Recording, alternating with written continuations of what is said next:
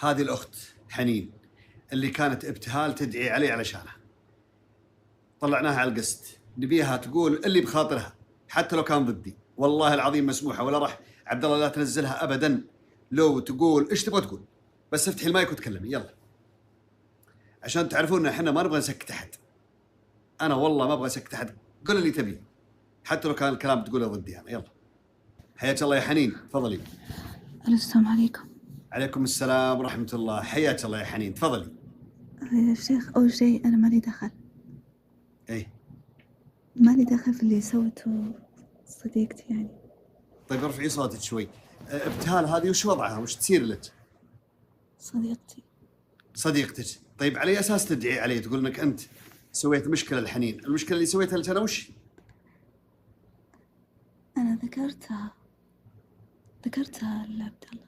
لا اتركي عبد الله، الحين أنت قدام البث، قولي أنا وش سويت لك يا حنين؟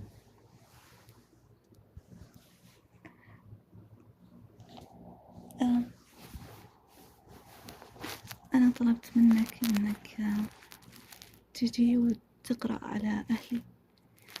طلبتي مني إن أنا أجي وأقرأ على أهلك، أنتوا وين؟ الرياض. في الرياض، وأنا إيش قلت؟ قلت احتمال ضعيف. قلت احتمال ضعيف. احتمال ضعيف ولا قلت أعتذر؟ لا قلت إن شاء الله بس احتمال ضعيف. طيب قلت إن شاء الله إني أجيكم، ولكن هذا احتمال ضعيف جدا لأني أنا موقف الرقية، صح ولا لا؟ إيه. أساسا قلت احتمال ضعيف إني أنا أروح الرياض، وإذا جيت الرياض ابشري، ولا هو بمؤكد يعني، ما هو مؤكد، ابشري بحاول، صح ولا لا؟ إيه. طيب وين الخطأ يا حنين؟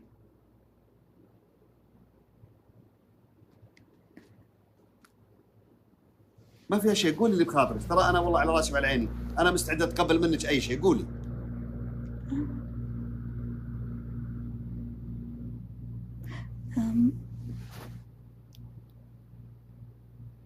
قولي. ما أقدر أقول قدام الناس. علشان أنا سويت متابعة بعدين لغيت المتابعة زعلتي علي؟ لا والله. طيب قولي وش تبغي، أنا وش زعلتك فيه وعلى هالخشم؟ أراضيك قدام الناس وأراضيك حتى بالحال.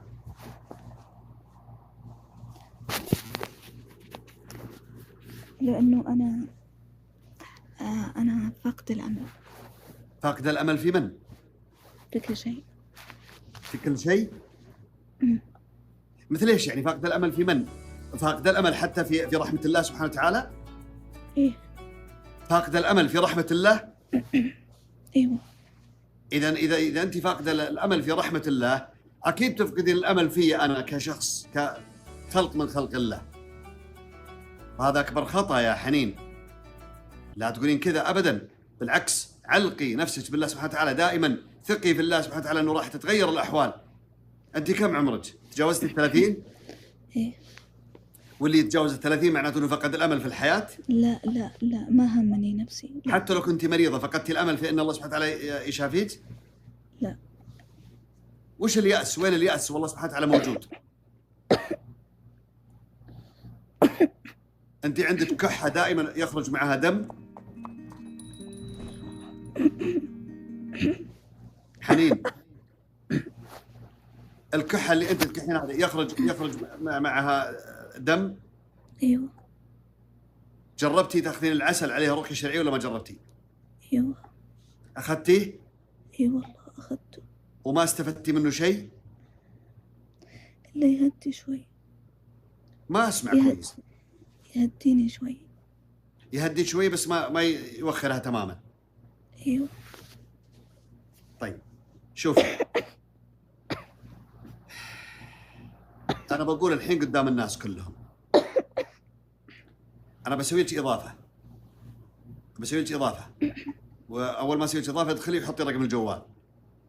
طبعا أنت عارفة إني أنا موقف الرقية، لكن أنا ببذل جهد إنه يا أنا يا أرسل لكم أحد يجيكم إلى حد البيت.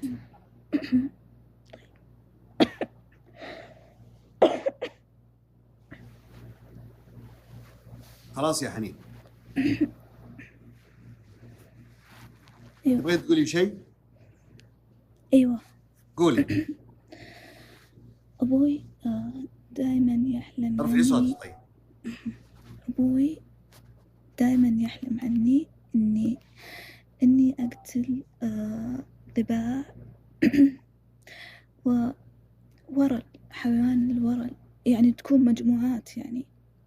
إيه. يا أن أمسك الرئيس حقهم وأقعد أضرب راسه بحديدة تكون مرزبة من حديد، ويكونون حولي بس ما يقدرون ينقذون الرئيس حقهم. ويحلم عني إنه أقتل خنازير. من هو هذا اللي يحلم؟ أبوي دائما يحلم من إنه هو؟ أقتل. أبوي. أبوك. إيه. إيه، ودائما يحلم إنه أقتل خنازير متوحشة سوداء، وأحيانا يحلم إنه أقتل كلاب، مجموعات كبيرة كبيرة بعدد هائل. دائما يحلم إنه أنا أقتلهم، يقول هم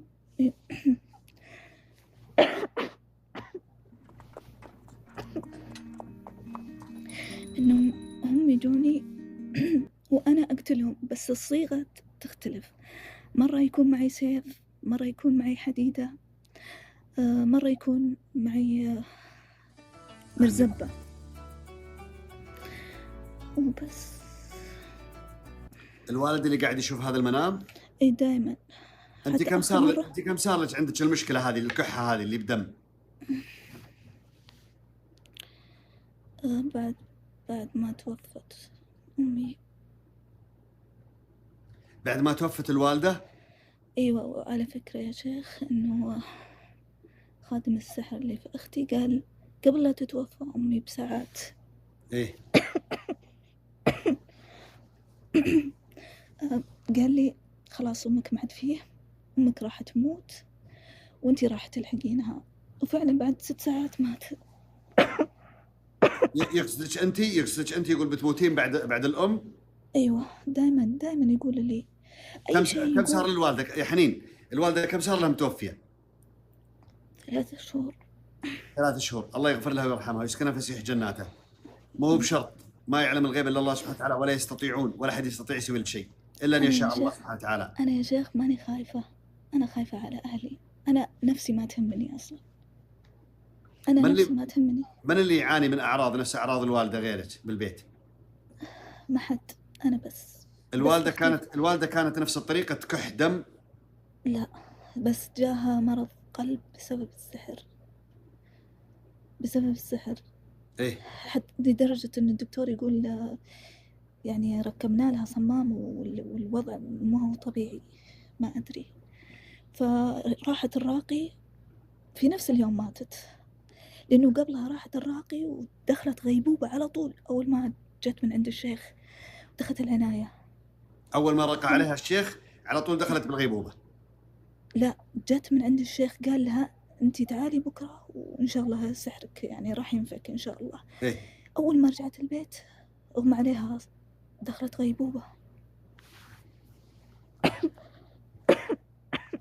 وبعدها ما عاد رقى عليها الشيخ؟ لا. ما عاد راحت له. حسبي الله ونعم الوكيل.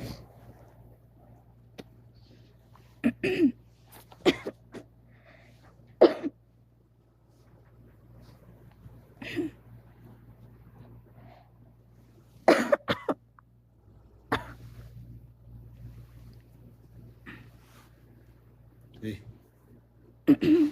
شهيد إن شاء الله. نعم. اللي يموت من سحور الله أعلى وأعلم، يموت شهيد مظلوم.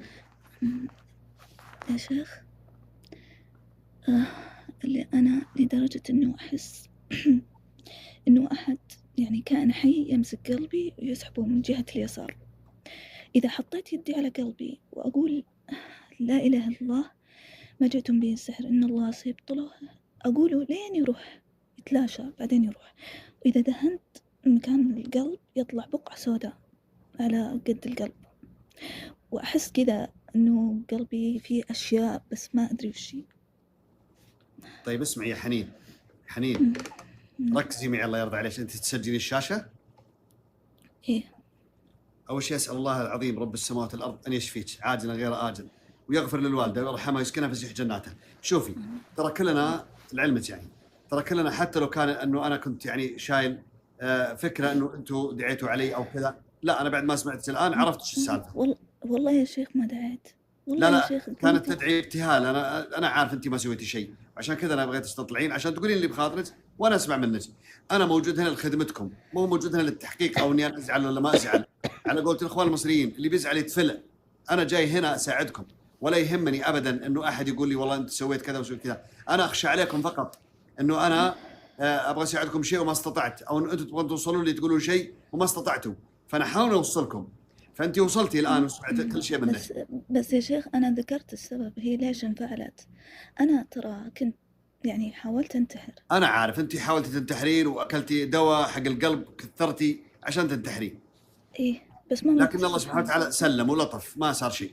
حتى الموت ما يبغاني سبحان الله. ما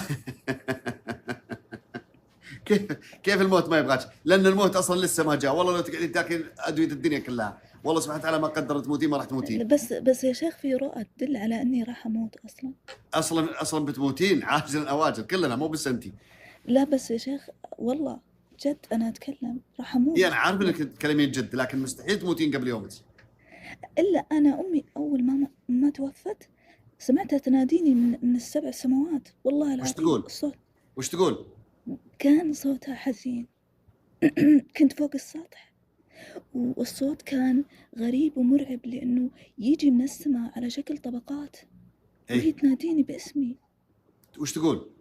بس تناديني، وكان المناداة كانت حزينة، يعني زي اللي كأنها تبغى تقول شيء بس ما تقدر. ودائما تجيني في الحلم، ما أدري ليش أنا حتى مرة حلمت إن تدخل خواتم في إصبعي وأقولها ليش أنا بالذات، ليش أنت تجيني بالذات، وهي ساكتة تضحك. طيب لانه انت اساسا مضطربه من اساس وخايفه من هذا الموضوع وتفكرين فيه وشفتي اشياء وشفتي احداث. يا شيخ افهمني أنا ما أخاف من الجن نهائيا. لا مو من الجن، مو من الجن، انا ما اتكلم عن الجن. انت تفكرين كثير في الام وفكرتي فيها وسمعتي لا احداث وقعت اثناء وجودها بالحياه. لا يا شيخ أنا ما فكرت في أمي أصلا، لأنه أمي نعم. أصلا كانت تكرهنا أصلا بسبب السحر، فما إيه؟ كان مجبوره يعني. مو بكيفها. إيه طيب أنا وش أقول؟ طيب تعالي اسمعي، انا بقول لك ايش تسوين بمشيئه الله سبحانه وتعالى. كل هذه تزول بمشيئه الله. طيب يا شيخ فسر لي حلمي أنا عن أبوي. اي حلم؟ اللي قلت لك إنه ليش الضباع دائما تجيني. انه انت تقتلين الضباع وتقتلين اشياء وبعدين مره بالسكين.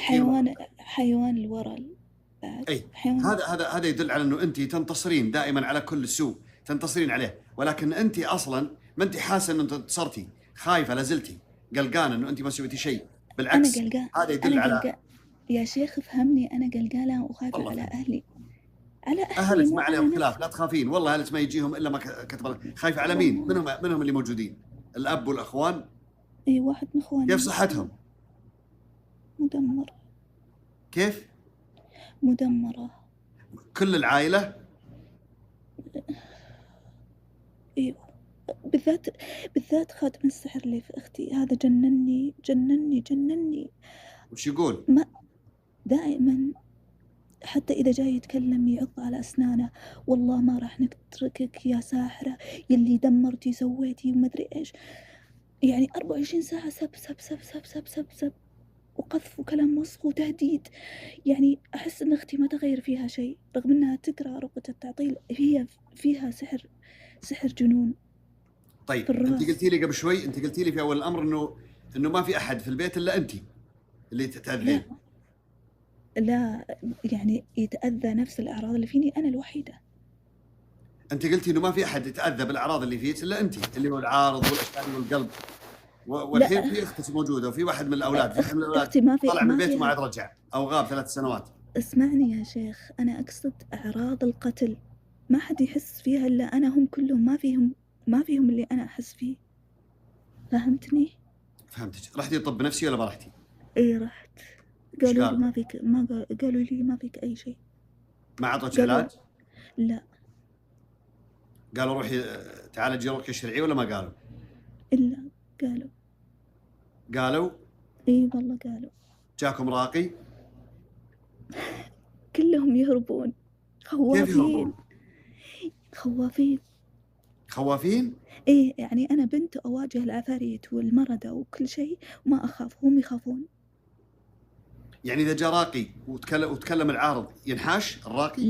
لا يقول أنا رأيي إذا جاء مرة واحدة ما عاد يرجع ولا عاد يرد، ولا إذا كلمت قلت لهم يعني تعالوا عشان ترقون، يقول له طيب كذا يجلس، بعدين خلاص يقول لا خلاص ما أقدر أجي. أحس حتى ردودهم خايفين. يعني ليش يسمي نفسه راقي طيب دام إنه خواف؟ صح، ليش يسمي نفسه راقي وليش يرقي؟ الخايف اللي يرقي. صح. طيب سجلي الشاشة ولا ما تسجلين؟ أيوة سجل. طيب تقدرين تطبقين أنت شيء على نفسك ولا ما تستطيعين؟ أنا والله ما في شيء في الكون ما طبقته علي وعلى أهلي. أنا أحس البيت قرأت من يوم من الداخل الأيام، من قرأت برا. الآية هذه اللي بقولها الآن، قرأتيها ولا ما قرأتيها؟ وقدمنا إلى ما عملوا من عمل فجعلناه هباء منثورا. قرأتيها يوم من الأيام؟ والله اي والله وانفذها بعد في المويه الزمزم واحصن بها البيت خارجيا وداخليا. فأصبح هشيما تذروه الرياح وكان الله على كل شيء مقتدرا. ايوه. قرأتيها؟ صراحه لا. وظنوا أنهم مانعتهم حصونهم من الله فأتاهم الله من حيث لم يحتسبوا وقذف في قلوبهم الرعب يخربون بيوتهم بأيديهم وأيدي المؤمنين فاعتبروا يا أولي الأبصار. قرأتيها؟ لا. قرأتي الآية هذه في سورة عمران؟ الذين قال الناس لهم إن الناس قد جمعوا لكم فاخشوهم فزادهم إيمانا وقالوا حسبنا الله ونعم الوكيل. قرأتيها؟ لا بس أقرأ آيات إبطال السحر وسورة البقرة كاملة وجعلنا من بين أيديهم سدا، لدرجة إنه كنت أكرر جعلنا من بين أيديهم سدا وخلفهم سدا. جوني 2 ولمسوني كذا إيدينهم إيدين ناس يعني، لزقت يدينهم في جسمي، حسيت إن جسمي نار ويدينهم انحمست كذا، طلع صوت زي كذا ورفعوا يدينهم. يا حنين حنين هلا. وشو تعليمك؟ جامعة. خرجتي من الجامعة متى؟ عام كم؟ من زمان. قبل 10 سنوات؟ لا. أكثر؟ 14؟ لا 3 سنوات؟ ايوه. خرجتي من الجامعة قبل 3 سنوات؟ ايوه. وكانت الدراسة انتظامية ومنتظمة أو تأخرتي بعد الثانوي بعدين دخلتي الجامعة وطولتي في الجامعة؟ لا تأخرت ودرست انتساب وحالتي حالة ووقف بعدين أرجع ووقف يعني. توظفتي ولا ما توظفتي؟ لا. أنا ما أدري ليش بديت أشك يا حنين إنه أنت ما عندك إلا العافية. لا والله قسما بالله العلي العظيم إني أعاني معاناة ما يعلم فيها إلا الله، قسما بالله. طيب ليش؟ أنا لأنه شايفني. لا عشاني قوية صح، يعني القوي ما يحس، الله خالقه من حديد صح. لا أنت كيف قوية وأنت تقولين بغيت تنتحرين؟ معناته أنت ضعيفة. لا أنا كنت أبغى أنتحر عشان أهلي، لأني فقدت الأمل إنه أهلي يتعافون. واللي يفقد الأمل في أهله ينتحر؟ أيوة. ينتحر؟ أيوة. اللي يفقد الأمل، شكرا يا أبو نجد، يعني اللي يشوف إنه أمه وأبوه ما راح يصيرون بخير يذبح نفسه؟ لأنه أنا حاولت بكل الطرق، كل الطرق سويتها، كل الطرق اللي في الكون سويتها. سويتي لمن؟ لك أنت ولا للأهل؟ لأهلي. وما استفادوا؟ يستفيدون بس يتجدد لدرجة إنه اللي على فكرة اللي في أختي ساحر، يقول بعد شوي بجدد السحر، بعد شوي تشوفين، وفعلا يتجدد يرجع الوضع زي ما كان. يعني العارض اللي فيها هو بنفسه ساحر؟ أيوة ساحر. والسحر اللي عندها وش هو؟ سحر جنون. إيه. عندها تساقط شعر؟ أيوة. عندها ضعف بالعيون؟ لا. إيه ألاحظ أنا يعني إنها طيب ما تقدر. جاني سؤال جميل جدا مر عليه في الشاشة، تتوقعين أن الموت حل؟ أيوة.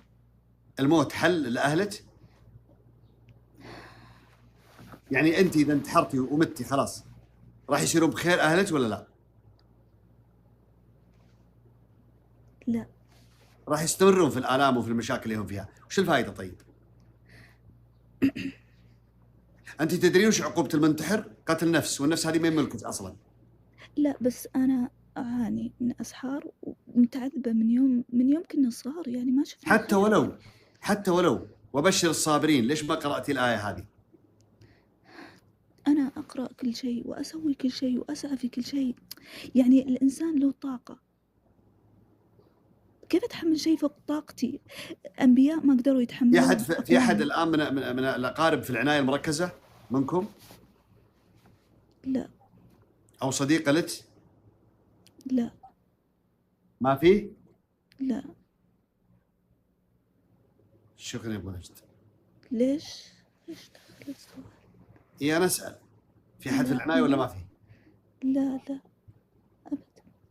في خاطب تقدم خلال اليومين اللي راحت؟ يا ربي، لي أنا شخصيا يعني عند أبوي وأهلي لا. أنت عارفة أنت على اطلاع من شخص تقدم بخطبة ولا ما في؟ أيوة بس ما أبغى. بس وش سويتي؟ رفضتيه؟ ما أبغى. ما ترضين؟ كيف ما ترضين؟ ما أبغى. ما تبغين؟ طيب تدرين وش قالت ابتهال؟ إيش قالت؟ تقول إنه أنت بالعناية المركزة. أنا في وقتها دخلت. لا تقول حاليا، تقول ترى حنين بذمتكم تراها بالعناية المركزة بتموت. لا هذه رسائلها قديمة. لا جديدة بعد توها جت. لا مستحيل. انت ابتهال نفسها ولا لا؟ لا والله مو أنا وبذمتي. انت بيوزرين تدخلين صح؟ لا والله وبذمتي مو أنا. طيب عموما شوفي، انا حبيت بس اطلعك عشان الناس يسمعون، وانه انا ان شاء الله بحاول اوقف معك اذا استطعت. اهلا يا كسا، بحاول اني اوقف معك اذا استطعت. شيخ مستعدة أعطيك رقم ابتهال تكلمها عشان تتأكد هي أنا ولا لا. لا شوفي، انا ما بكلم لا ابتهال ولا راح اكلمك مكالمه خاصه، انا بسوي لك اضافه الان متابعه. بس انت شككت الناس فيني، الحين يحسبوني اني انا هي، يعني ويجون يسبوني يشتموني. انا سالتك فقط، انا ما قلت والله العظيم انت ابتهال، انا ما قلت. انا يا شيخ حتى تعرضت لسب وشتم عندها، هي تقول يسبونك ويشتمونك معاي، يعني انا ايش ذنبي؟ طيب ايش دخلني؟ منو اللي شتم؟ الناس اللي جوها خاص سبوها قذفوها وشتموها. في ناس دخلوا يعني انا دخلت عليه خاص او المشرف او احد من الداعمين؟ لا من المتابعين الموجودين معنا، الشركاء اللي في البث. اي الناس اللي يتابعونك لما انت اي لانها هي قالت كلام سيء جدا، تقول ان شاء الله انك تشوف جميع ما سويت في حنين، ان شاء الله تشوفه في عيالك وفي نفسك وفي بنتك وفي كذا. طيب يا شيخ انا اعتذرت، قلت انا اسفه على اللي سويته انا. ما يخالف، انا شوفي الحين انا ما طلعت عشان اخذ اسف، لا والله بالعكس، انا حبيت انا افهم الموضوع. طيب ابتهال مقفل الخاص عنده، ليش مقفلته؟ ابتهال حاطه حسابها، تقول من كثر السب. من كثر السب اللي جاها دفنوها بالسب. قالت لك؟ اي والله سبوها سب لدرجه انه نصهم يقذفونها، تقول حتى سبوك انت معاي. انت يا حنين سبوت مع ابتهال صح؟ ايوه يعني انا مالي ذنب. لا هم اللي قفل حسابها لجاكم، وهي بهي اللي قفلته. ما ادري، هي تقول انه انا حذفته، تقول من كثر السب ما اقدر ارد. لا اللي حذف حسابها لانها هي ردت وتكلمت هنا في البث وما خلت شيء، واساءت لي انا كثير جدا، والظاهر في بلاغات دخلت عليها قفلوا حسابها. طيب انا اسفه، انا اعتذر. لا مسموحه والله، الله يحلك يبيحك، اسال الله ان يمدك بالصحه والعافيه. قولي امين. والله مالي ذنب، قسما بالله مالي ذنب. انا قاعد ادعي لك الحين، اقول اسال الله ان يمتعك بالصحه والعافيه، انا ماني زعلان عليك، لا والله، انا طلعت المشرف عشان نشوف ايش اللي حاصل بس يا شيخ انا والله مالي ذنب في اللي هي سوته، اقسم بالله انها تصرفت من وراي وانا ما ادري. طيب الله يسامحها كمان، هي ايش تبغين اكثر من كذا؟ الله لا يسامحها. ليش؟ بس لانها حطتني في موقف محرج، يعني انا ايش ذنبي عشان اتحمل كل هذا؟ هي تسوي الغلط وانا اللي اتحمل وانا اللي اعتذر بدالها. لا تعتذرين، احنا ما طلبنا اعتذار، انت كنتي عارفه انها كانت تتكلم علينا صح؟ لا والله ما عرفت الا قبل يومين، لانها كل يوم تجيني تقول لي احذفي الجاكو، احذفي. ليش؟ ما ادري، شكلها خايفه، بعدين اعترفت اخر شيء. ايه طيب عموما خلاص انا ما راح اطول عليك. هي قالت انت بالعنايه المركزه، وقالت كلام كثير جدا عنك، وقالت عنا كلنا تقول هي بالعنايه، وقالت ان انتم ظلمتوها.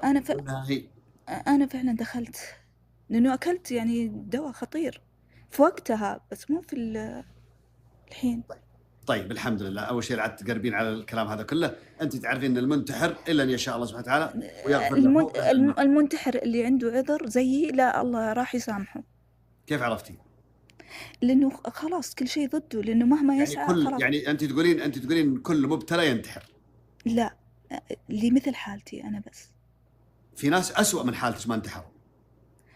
يا شيخ أنا ما أتكلم، انت بس ما فيش الا العافيه، صار لك ربع ساعه ودي ترطنين معي تسولفين وحاطه عينين فوق بعضهم وحاطه عدسات لا والله مو عدسات. وكاتبه نفسك اليأسه، وانت لا انت يأسه ولا شيء. سويتي لنا حنا يأس، سويتي لي انفصام في مخي. كم مره فطرتي في رمضان؟ بسم الله الرحمن الرحيم. كم يوم افطرتي؟ تكلمي. 3 أيام. 3 أيام. ليش تفطرين؟ إني تعبت أواصل يوم يومين 3 4. تواصلين وشو؟ كيف تواصلين؟ تواصلين سهر ولا وشو؟ إيه ما أنام كذا، يجيني شيء ما يخليني أنام. واللي ما ينام يروح يفطر، تطقين ذيك الشكشوكه وتطقين ذيك الخبز وبراد الشاي وتاكلينه وبعدين لا والله. ما فيك الا العافيه. حول ولا قوه الا بالله. فكونا من الحركات حقتكم ذي. والله العظيم إني ما أسوي حركات. تدرين الحين ايش قاعد يسوي الشيطان؟ إيش قاعد أسوي؟ قاعد يضحك يقول هذه وش فيها؟ انا الشيطان ما قدرت اضحك على الناس بالطريقه هذه. ما قدرت ادخل في رؤوسهم افكار، وهذه دخلت براسك وبراس المشرفين وبراس خويتها ابتهال وسويتي لنا قلق. استغفر. يلا أنا مالي دخل فيها. اسمعي، روحي سمي بالرحمن وروحي ارقدي ولا تقعد تفطرين في رمضان. يلا. والله يا شيخ لحظة يا شيخ، أنا ما أفطرت إلا يوم كنت مريضة. طيب كيف يعني آخذ؟ الى اللقاء.